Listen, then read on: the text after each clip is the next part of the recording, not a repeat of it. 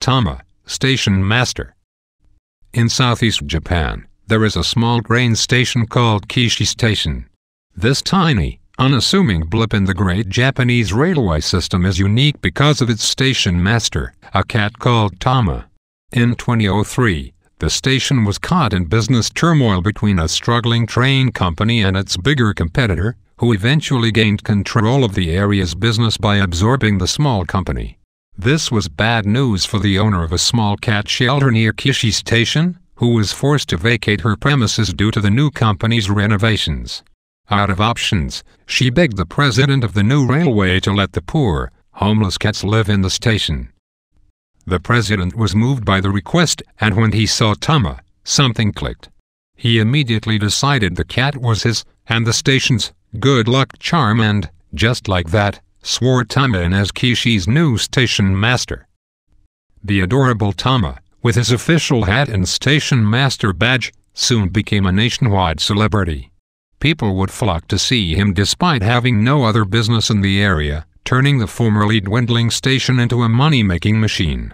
It is estimated that Tama has single-handedly raised over $10 million for the station, guaranteeing that Kishi won't be closed any time in the near future.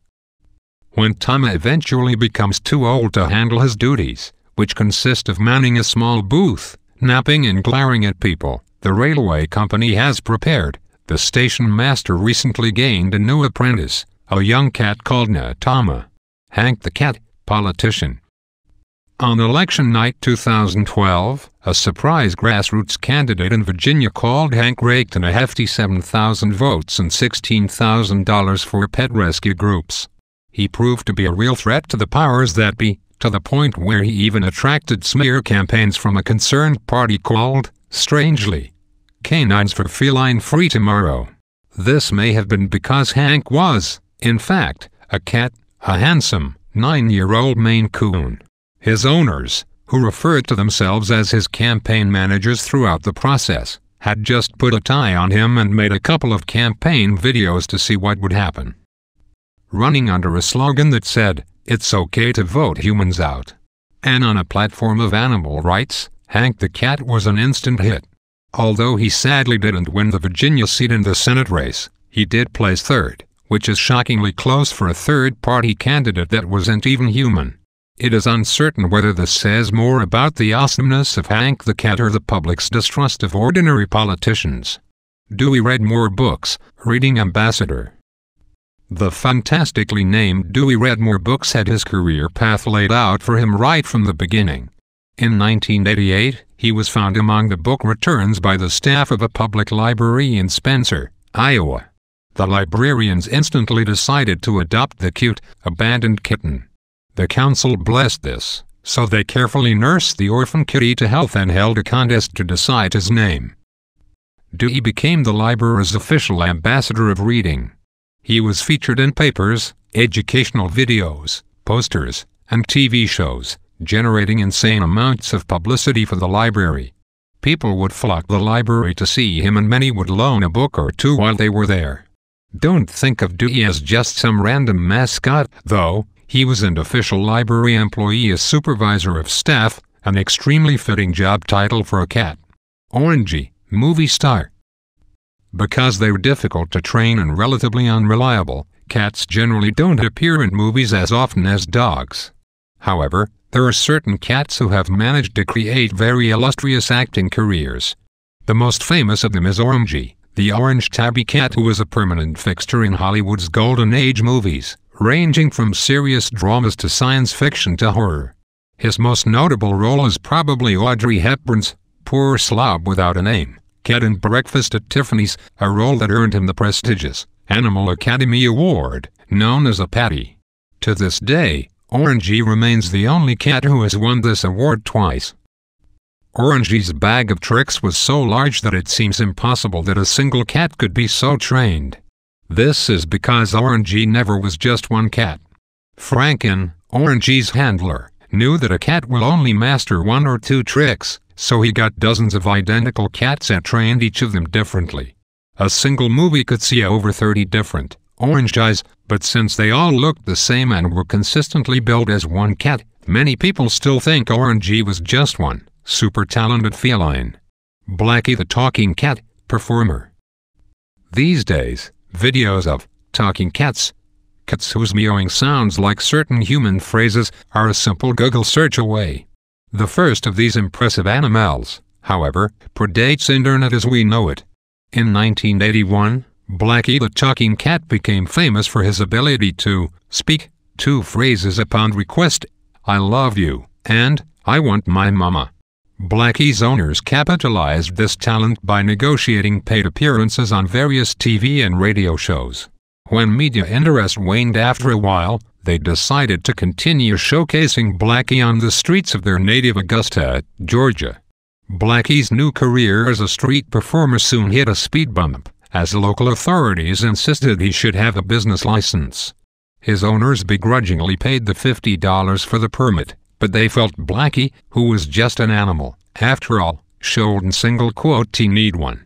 They sued the city, arguing that their act was not a business, and by labeling it as such, the officials had infringed upon Blackie's right to free speech. Mike, museum guard. Between 1909-29, the main gate of the British Museum had an efficient, if ill-tempered, guard who scared stray dogs away and kept all other unwelcome four-legged visitors at bay. This gate guard was known as Cat Mike. Mike was a particularly angry animal who hated almost everything. Apart from dogs, Mike intensely disliked other cats and regularly chased them away from the premises. Curiously, Mike's disdain toward all other animals didn't extend to pigeons. Any stray birds trespassing on his domain were gently caught and brought to the gatekeeper, who would then release them unharmed and give Mike a treat. Cat Mike had very little love for humans as well. The only people he seemed to get along with were the official gatekeeper, who owned Mike, and Sir Ernest Wallace Budge, the museum's Egyptologist. They were the only ones he allowed to touch him and accepted food from. Nevertheless, Mike became quite popular with the staff and the visitors. Mike was cared for even when the museum was closed for long periods, such as during World War I. Although Mike passed away in 1929, his memory still lingers on the museum grounds. If you're planning to visit British Museum, you can visit his tiny tombstone near the Great Russell Street entrance. Bublik, City Council Kitten. Hank the Cat's Senate race may have been unsuccessful, but as it turns out, his quest for politics inspired younger feline generations. Another politically ambitious cat has recently emerged in Russia's Ural region. This future politician is doubly adorable. Not only is he a cat, but he was just 3 months old at the time of his campaign announcement. Bublik the kitten was announced to run for a council seat in Yekaterinburg in the April 2013 elections. His campaign platform was easy apart from a steady anti-neutering stance and support for cheaper cat food, but this didn't stop him from running. His catchy slogan was, "For a fun future." Bublik's owner also stated the kitten is willing to extend a friendly paw to Hank, his esteemed colleague overseas.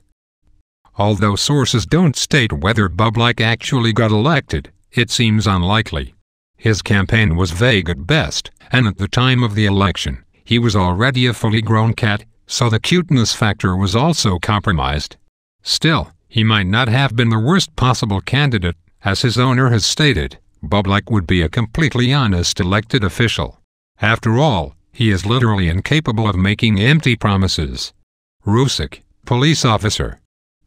Police dogs and heroic rescue dogs are often on the news, but did you know there are also police cats?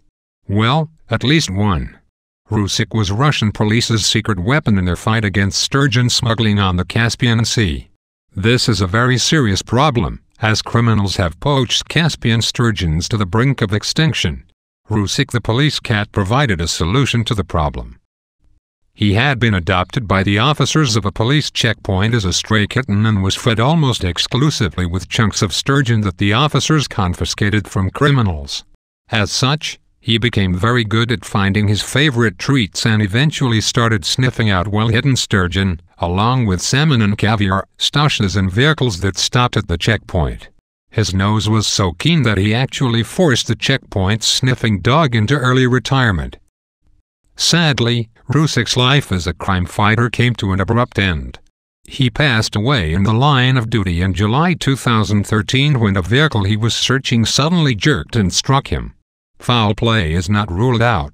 Even in death, Rusik was victorious. He was so successful in his job that Russians are now thinking of training a whole regiment of smuggler-busting sniffer cats. Chessie, corporate Spokescat. Chessie the kitten was the longtime mascot and Spokescat for Chesapeake and Ohio Railways. She started her life in the 1933 issue of Fortune magazine as an ad that featured a picture of a dozing kitten and the slogan, "Sleep like a kitten." Printed in black and white, the ad carried no reference to the name of the kitten. The etching was bought from a Viennese artist for $5. The kitten's popularity soon exploded and her image started appearing everywhere, from the sides of train cars to huge ad campaigns and popular Chessie calendars. The railway company got real kittens to play the part of Chessie, and introduced another cat mascot called Peak, forming a cutesy pun on Chesapeake. Chase No Face, Therapy Cat. Few animals have gotten a worse start in life than Chase No Face. When she was just a few weeks old, she was accidentally run over by a car. Although she survived the accident with the loss of one hind leg, it also left her tragically deformed. She literally lost her entire face. Even after reconstructive surgery, Chase's facial features were now an unsettling mass of exposed tissue, bared fangs, and bulging eyes. Despite her gruesome appearance, Chase was able to find a loving home. She was adopted by Melissa Smith, an assistant at the veterinary clinic that treated her. In Smith's loving care, the cat grew up a perfectly happy animal that freely socializes with the family and its other pets, is in no pain whatsoever, and needs no special treatment apart from the occasional eye drop due to her missing lids. Chase also gained a career out of her ordeal. She now works as a popular therapy cat for disfigured humans. Her owner takes her to hospitals and schools, where they share her amazing story, especially its happy ending, with people who are struggling with their own disfigurements. She also maintains an active internet presence. Chase No Face has both a blog and a Facebook fan page. Yeah.